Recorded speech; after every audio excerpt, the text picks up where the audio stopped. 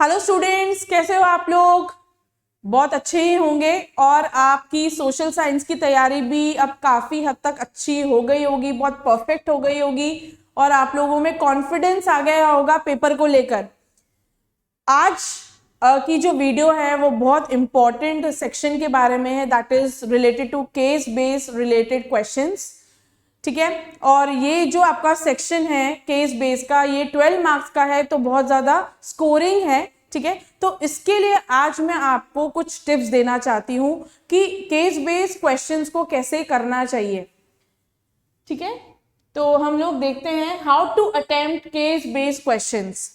तो इसके कुछ टिप्स की बात करते हैं कि क्या टिप्स आपको फॉलो करनी चाहिए।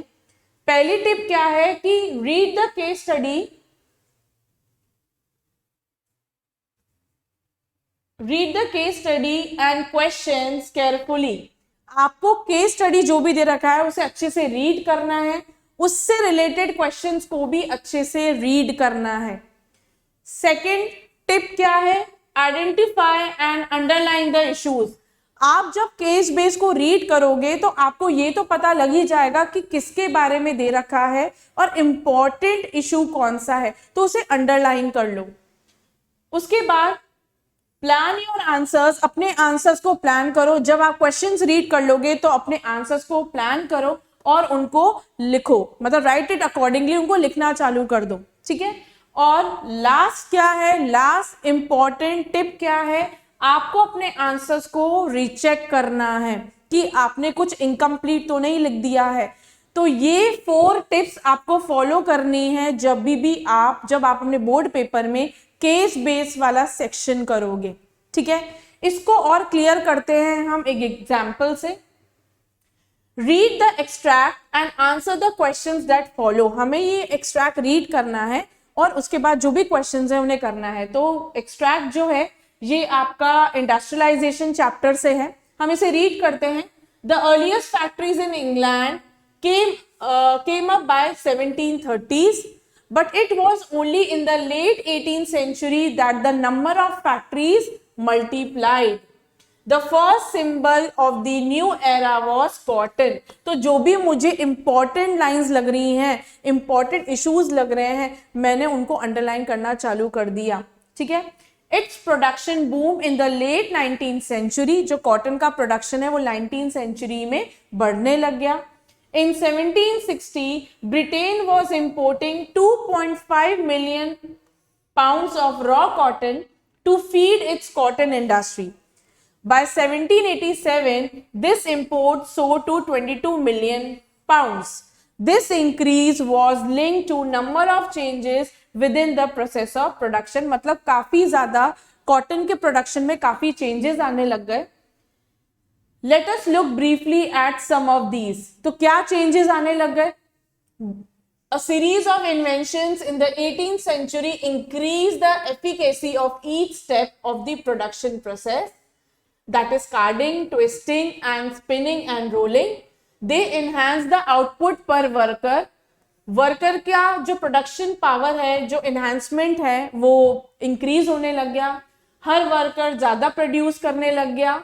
ठीक है, enabling each worker to produce more, and they made the production of stronger threads and yarn possible. Then Richard Arkwright created the cotton mill. Richard Arkwright ने cotton mill को create किया। Till this time, as you have seen, cloth production was spread all over the countryside and carried out within village household. But now the costly new machines could be purchased, set up and maintained in the mill. Within the mill, all the processes were brought together under one roof and management. This allowed a more careful supervision over the production process, a watch over quality, and the regulation of labor, all of which had been difficult to do when production was in the countryside. तो आपको बता रखा है कि जब country side में production होता था, अलग अलग घरों में होता था। ठीक है, और वहां पे कंट्रोल करना प्रोडक्शन को पॉसिबल नहीं था। बट अब यहाँ पे एक जगह पे ही, मतलब जब कॉटन मिल को इनिशिएट किया गया तो एक जगह पे ही सारे प्रोडक्शन प्रोसेस हो रहे हैं, जिसको कंट्रोल करना, मैनेज करना बहुत इजी है। तो ये हमारा केस हो गया, ठीक है। हमने इसको अच्छे से पढ़ लिया, हमने इश्यूज को अंडरलाइन कर लिया, ठीक है। अब हम क्वेश्चंस देखते हैं क्या दे रखे हैं। क्वेश्चन नंबर 1 दे रखा है, when was the earliest factories in England came up, what was the symbol of new era. Second question है, who created the first cotton mill in England. Third, what will happen after the advent of industrialisation. तो जब industrialisation आ जाएगा तो क्या changes आएंगे, क्या inventions आएंगे, renovations आएंगे, ठीक है। तो ये तीनों क्वेश्चंस केस से रिलेटेड है। तो पहला पूछा है, when was the earliest factories in England came up, what was the symbol of new era. तो इसका आंसर हो जाएगा, the earliest factories in England came up by the 1730s में आई थी, और फर्स्ट सिंबल क्या था, कॉटन। ये हमारे केस में दे रखा है। सेकंड क्वेश्चन क्या पूछा है, who created the first cotton mill in England. ये भी हमने मार्क किया था। तो Richard Arkwright created the first cotton mill in England, ये भी हमारे केस में दे रखा था। उसके बाद third question, what will happen after the advent of industrialisation. Industrialisation आने के बाद क्या चेंजेस हुए। तो industrialisation enhance the output per worker, enabling each worker to produce more, ठीक है। They made the production of stronger thread and yarn possible। तो सारे आंसर्स हमारे केस में दे रखे हैं, ठीक है। ये सारी लाइंस मैंने ऑलरेडी मार्क कर रखी थी। तो जब आप केस को अच्छे से रीड करोगे तो आपको समझ में आने लग जाएगा कि जो केस जो है दे रखा है आपको पैराग्राफ, ये किसके बारे में इंपॉर्टेंट इशू क्या था, ठीक है। तो जैसे यहाँ पे कॉटन इंपॉर्टेंट था, रिचर्ड आर्कराइट एक इंपॉर्टेंट नोट था, उसके बाद इंडस्ट्रियलाइजेशन के आने बाद क्या चेंजेस आए ये इंपॉर्टेंट था। तो अगर आप उसे अंडरलाइन करके रखोगे तो आपको फटाफट आंसर्स मिल जाएंगे, ठीक है। तो आई होप ये आपको क्लियर हो गया होगा। हम एक और एग्जाम्पल देखते हैं। तो आपको एक सोर्स दे रखा है, केस बेस दे रखा है, हमें रीड करना है। ये जो है ये पावर शेयरिंग चैप्टर से है। तो Sri Lanka emerged as an independent country in 1948। Sri Lanka एक इंडिपेंडेंट कंट्री बना 1948 में। The leaders of the Sinhala community sought to secure dominance over government by virtue of their majority। तो सिंघाला कम्युनिटी जो था वो श्रीलंका में डोमिनेंस मतलब डोमिनेट कर रहा था। डोमिनेट क्यों कर रहा था, क्योंकि वो मेजोरिटी में था।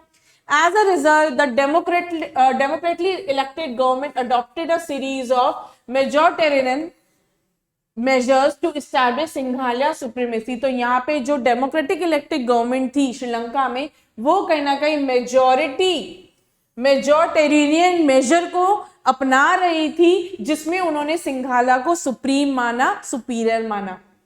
1956 In 1956 an act was passed to recognize Sinhala as the only official language। तो यहाँ पे श्रीलंका में एक्ट पास हुआ जिसमें सिंघाला को ऑफिशियल लैंग्वेज डिक्लेयर किया गया और डिसरिगार्ड किया गया तमिल लैंग्वेज को, disregarding Tamil. The government followed preferential policies that favored Sinhala applicants for university positions and government jobs। A new constitution stipulated that the state shall protect and foster Buddhism।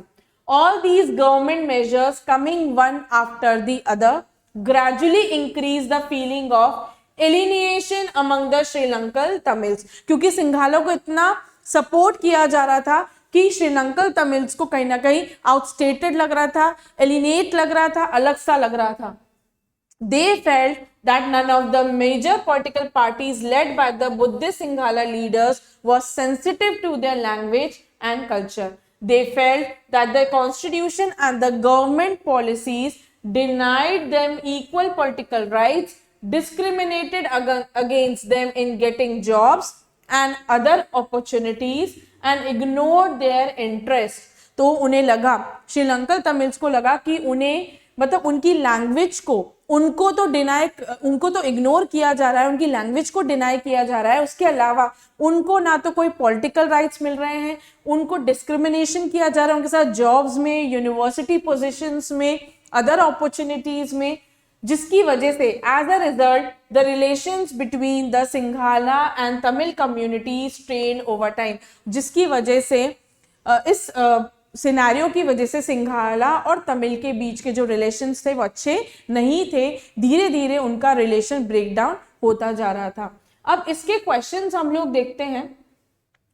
पहला question क्या है, when did Sinhala recognise as the only official language of Sri Lanka. हमसे पूछा गया है कौन से year में सिंघाला को as an official language declare किया है।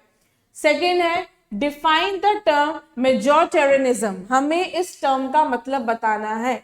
Third question, What was the result of majoritarianism in Sri Lanka, तो मेजॉरिटेरियनिज्म का क्या रिजल्ट आया श्रीलंका में, ये हमें बताना है। ठीक है, तो इसके आंसर्स मैंने नहीं दे रखे हैं, हम इनके आंसर्स पैराग्राफ में ढूंढते हैं।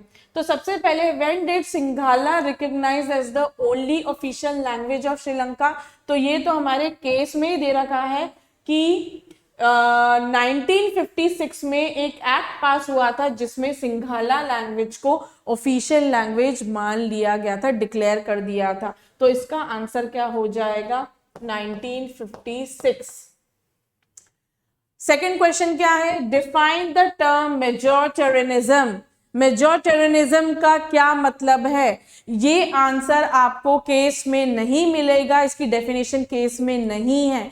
तो मैं आपको एक बात क्लियर कर देती हूँ, ऐसा हो सकता है कि 3 केस स्टडी क्वेश्चंस जो आएंगे उसमें से एक केस स्टडी में एक क्वेश्चन ऐसा होगा जिसमें आपको आंसर नहीं मिलेगा केस में, चाहे वो डेफिनेशन हो सकती है, फीचर हो सकता है, कुछ भी हो सकता है। तो यहाँ पे हमारे पास मेजॉरिटेरियनिज्म की डेफिनेशन नहीं है, बट आपको पता होगी क्योंकि ये बहुत सिंपल टर्म है।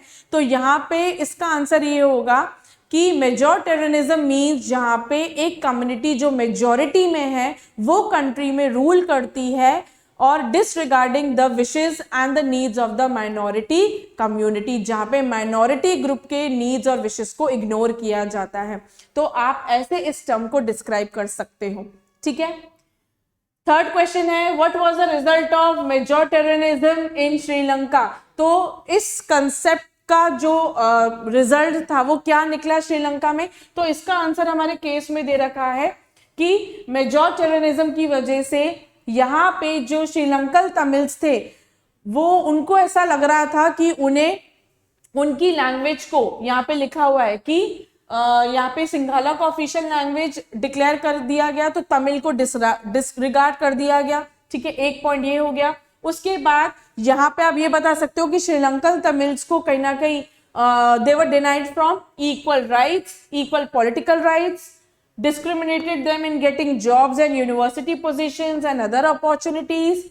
ठीक है, और जिसकी वजह से सिंघाला और तमिल कम्युनिटीज का जो रिलेशनशिप था वो कहीं ना कहीं जो कॉर्डियल नहीं था। ठीक है, तो थर्ड वाले क्वेश्चन का आंसर हमें केस में मिल गया है। ठीक है, तो thanks for watching this video students, hope आपको केस बेस्ड क्वेश्चन का जो मेथड है, टिप्स हैं, वो समझ में आ गए होंगे और आप इसको अपने बोर्ड पेपर में ज़रूर फॉलो करना। ठीक है, और अच्छे से मतलब ध्यान में रखना कि केस बेस को पहले अच्छे से रीड करना है, क्वेश्चंस को रीड करना है। ठीक है, और एक और टिप मैं यहाँ ऐड करना चाहती हूँ कि कई बार कुछ क्वेश्चन के आंसर्स हमें केस में नहीं मिलते हैं, तो उसके लिए आपको चैप्टर्स की अच्छे से रीडिंग करनी पड़ेगी। ठीक है, तो ओके, ऑल द बेस्ट।